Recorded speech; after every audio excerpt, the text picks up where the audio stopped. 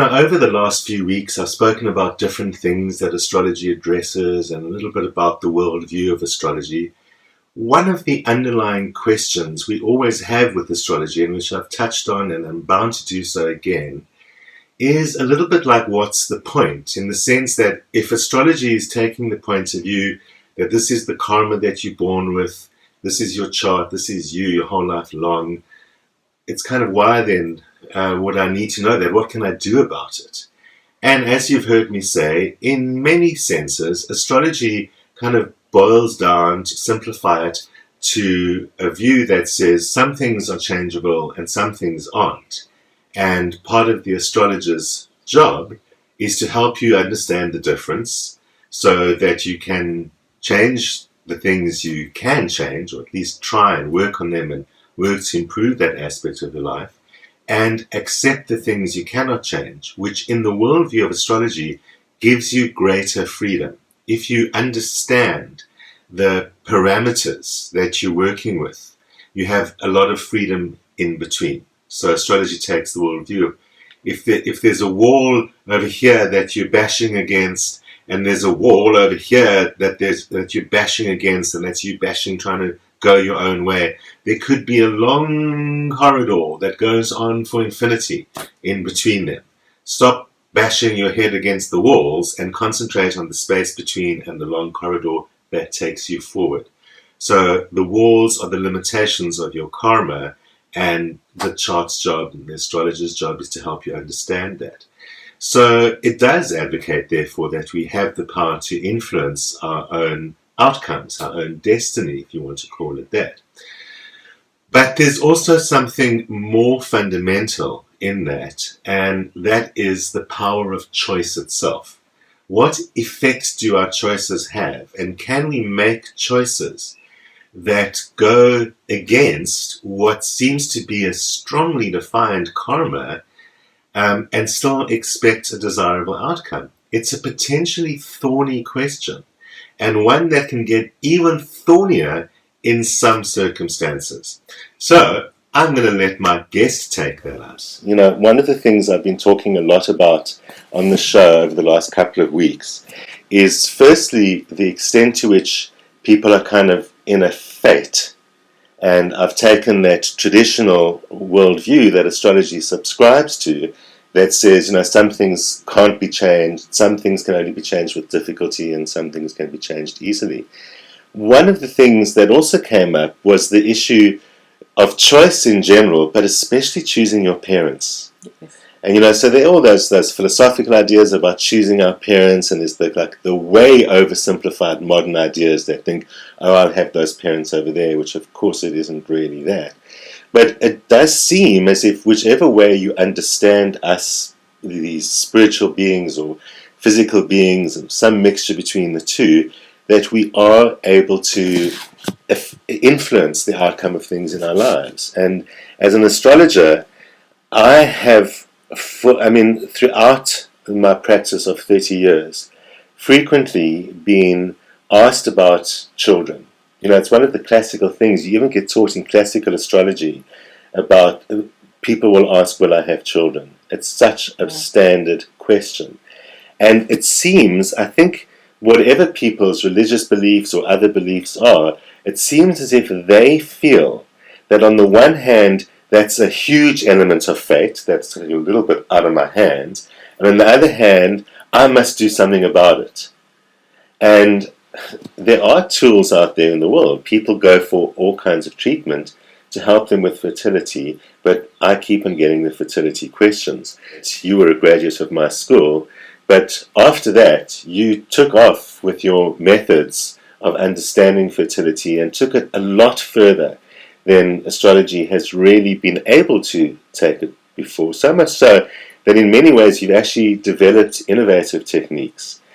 But I did want to start off by asking you, before we get any kind of technical about that, what kind of success does an astrological method have to help people fall pregnant? I don't often get feedback because I'm not a medical doctor and I'm not doing the tests. I don't often get feedback from people who see me. So they come, they take the advice is valid for 3 years, and they disappear, and sometimes I don't get to see them again.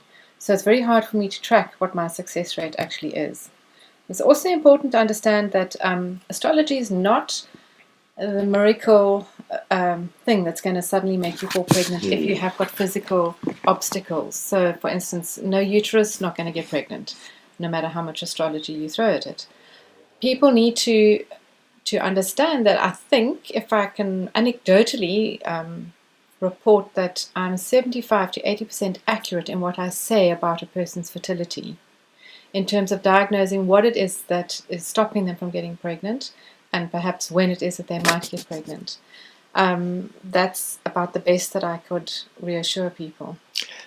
I mean, and you live in England, and I've read articles in the Times and the Daily Mail about you that do report your levels of success. I mean, I think, haven't you worked even with doctors in England? I have a few friendly doctors who understand what it is that I do with my astrology, that I'm not suggesting that you use astrology instead of medical technology.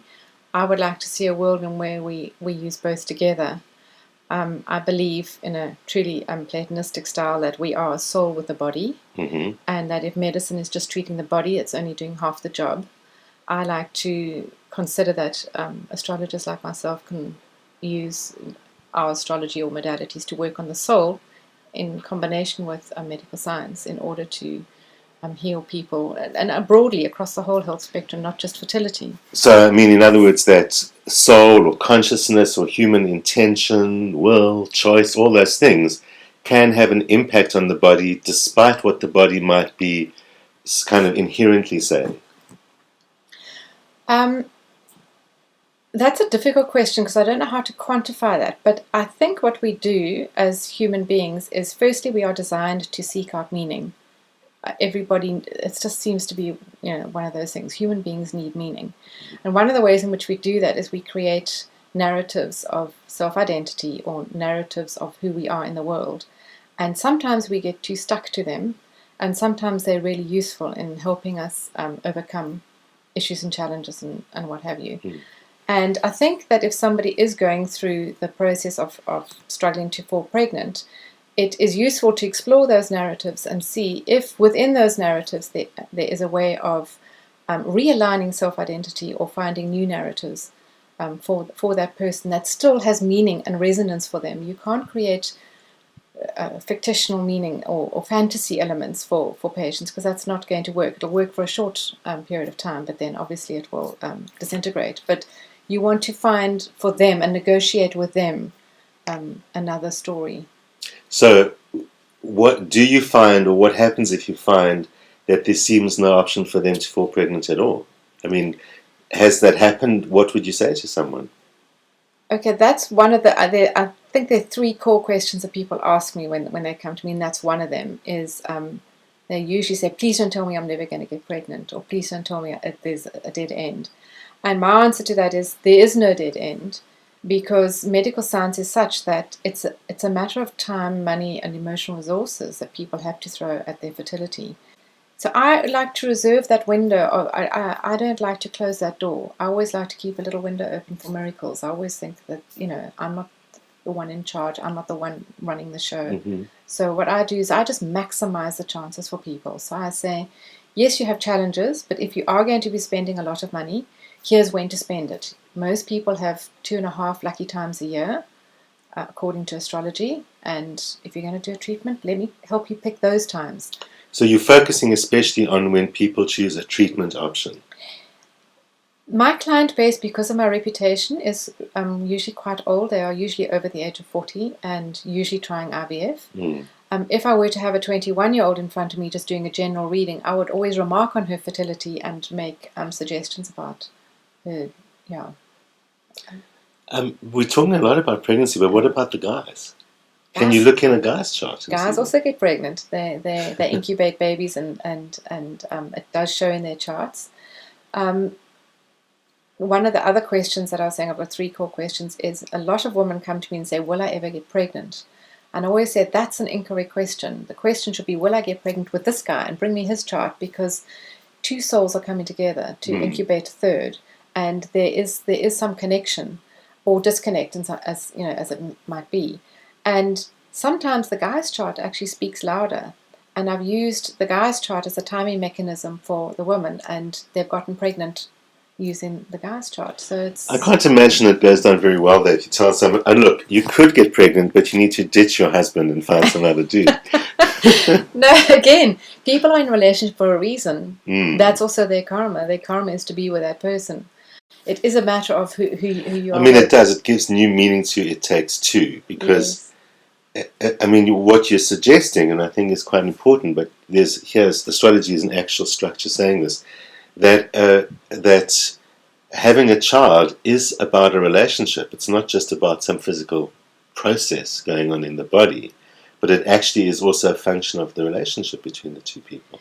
It is. You spoke about the choice of choosing parents last time, and sometimes it's quite clear to me that those particular children choose those two particular people, regardless of whether that marriage then stands up or whether they get divorced. Mm. So a lot of people say, I'd like to have a child, but I'm terrified of getting divorced. I'm saying, don't be terrified of getting divorced, because that's one uncertainty that you cannot manage for. You can't have insurance against that. So just go for it. Have the children.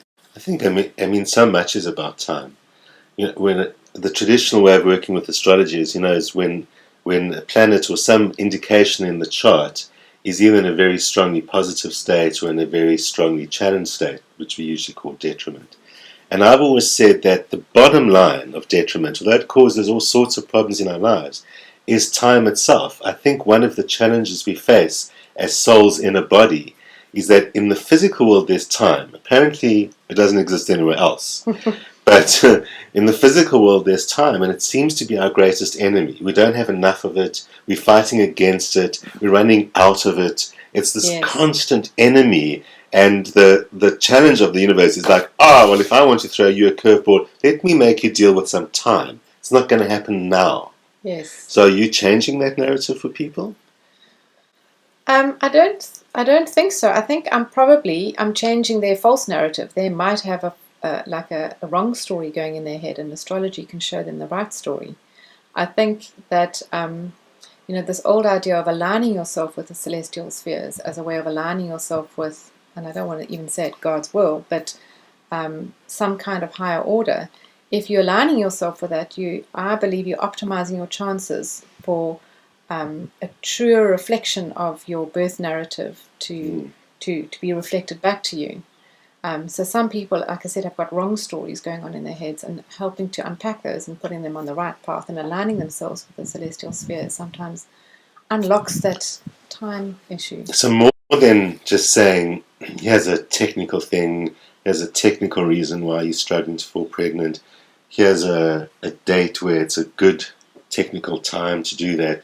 You go deeper and you actually look at those narratives about the issue of having a child, or why we're not having a child, or when to have a child. Yes, one of the things that all of my clients and patients say is that when you are struggling with infertility and you go to a medical professional, you get 15 minutes maximum of that medical professional's time, and at no point do they ask you, what was your nurturing experience like? At no point do they ask you, what are your expectations as a parent?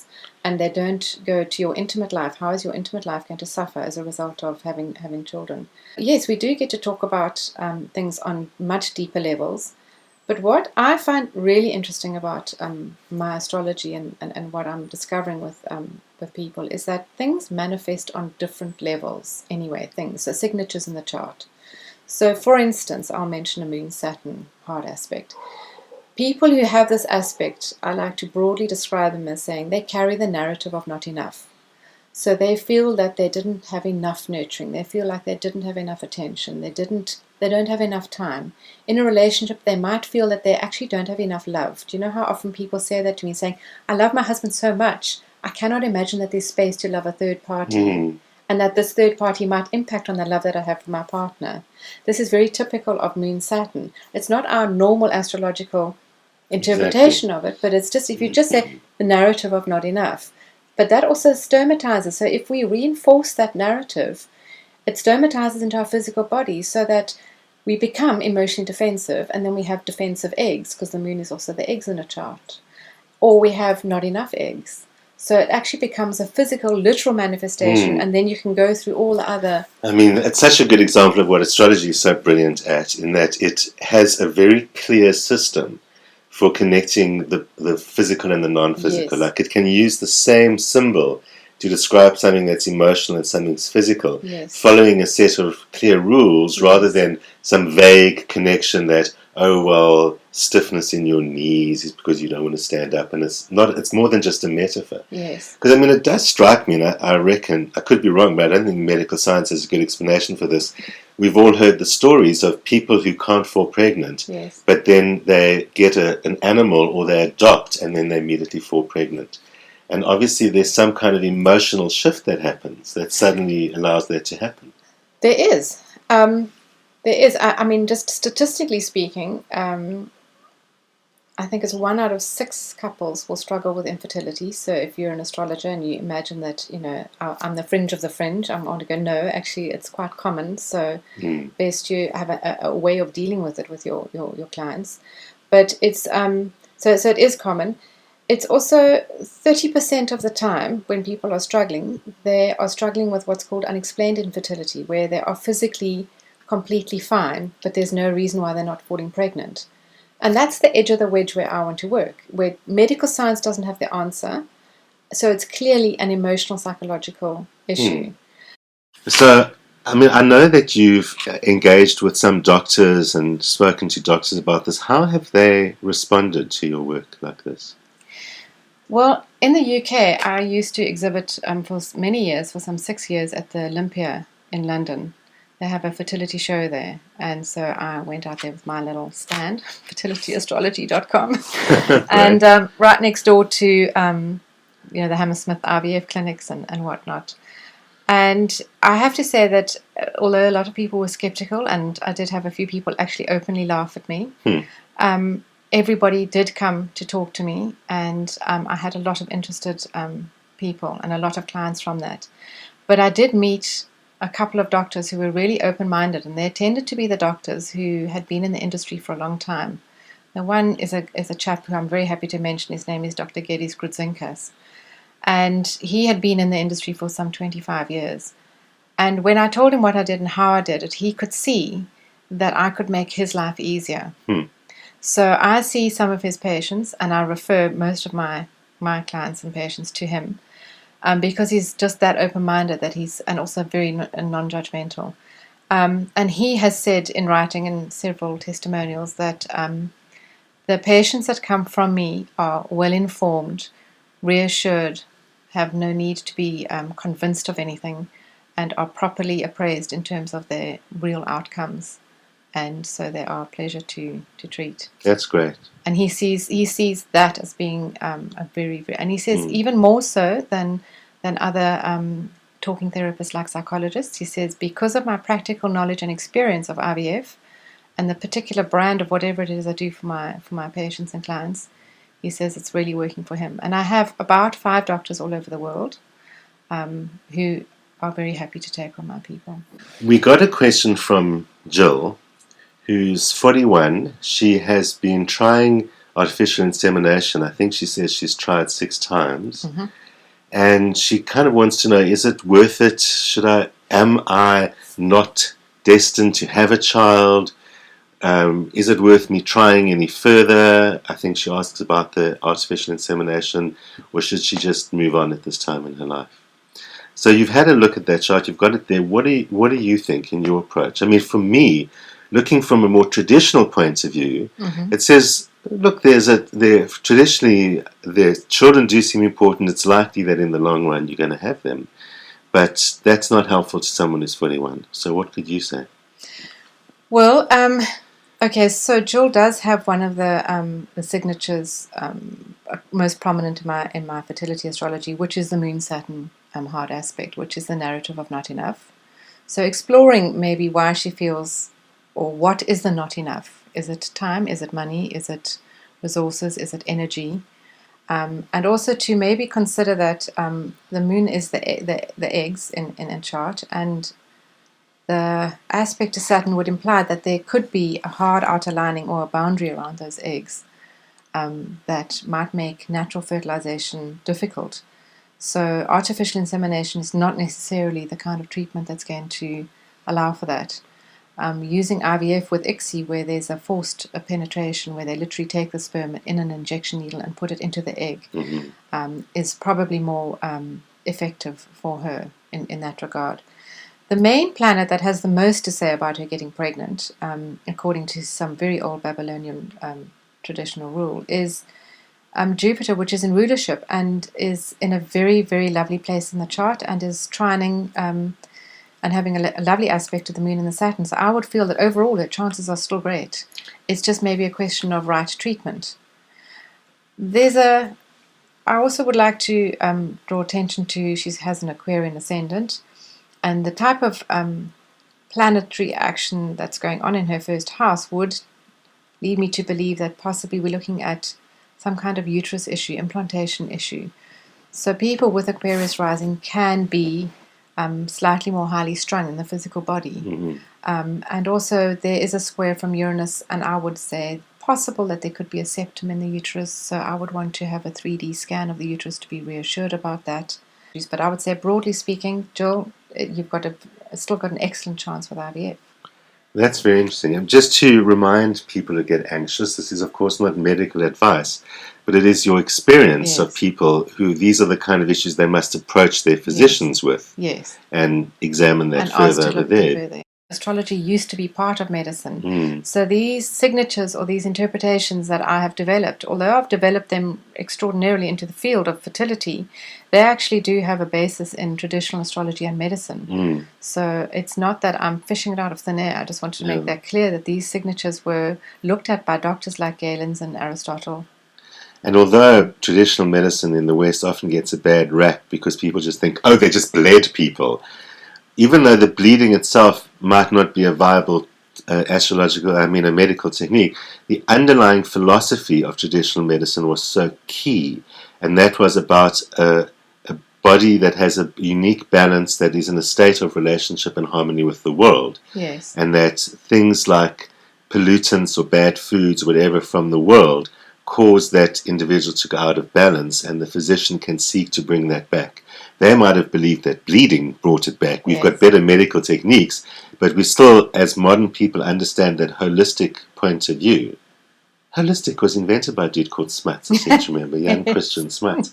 That holistic point of view that says bring the body back into balance, and you can get it to do what bodies do. Yes, and getting it back into balance brings me to like another feature, and that is bringing it back into balance with what? With the seasons, with other bigger, more mundane astrological cycles? So I think maybe one day you and I are going to have to talk about stars, because a lot of people think that astrology's got to do with stars, and of course it must have, because that's what astrology even means. But everyone's got their eyes fixed on the planets, and is Pluto a planet and all of that, but the stars are what the rest of us see. So maybe one day we'll have that conversation. Yeah. You've shown us that astrology can be very practically and proactively helpful, that it can help people make choices or use a kind of a dialogue with the cosmos, whatever it may be, even with their bodies, about a choice, and use astrology in a very proactive way to face even what the emotional issues are that relate to their children. Exactly. Well, thank you for having me. It's been fun. I'll have you back. Well, Nikki and I spoke some months ago, and since then her work has gone much further. She is just about to publish a book that will help other astrologers learn her methods and tell everyone a little bit more about it. And she has recently been invited to attend some important international conferences on fertility in Europe. It's definitely getting more attention from the medical fraternity, since so many of her mothers have succeeded in conceiving. And you can contact her, of course, by visiting her website, where you'll learn more about what she does. You'll also see there that she has recently launched a phone app that helps you go through the initial process that she uses to determine if and when and how she can help you, and takes you through some of the questions that help you understand how suitable you are and what you can expect, and even gives you some tips of when you're going to be at your most fertile. So that's quite an interesting idea. Check it out. You'll see information about that on her website. And while you're there on the internet, remember to go to Facebook and like the page for the show, Rod Suskin's World. Share it with your friends and keep on checking it out to see what's up, what's new, and what's coming up on the show. And I'll be back next Friday as usual, same time. See you there.